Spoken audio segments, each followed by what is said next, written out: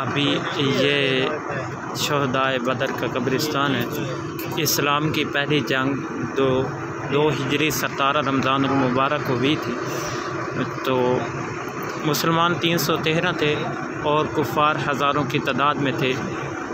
इसमें से 14 मुसलमान शहीद हुए थे, जिनमें से 13 इस कब्रिस्तान में मदफून हैं और बाकी एक शहीद की मज़ार रास्ते में आती है।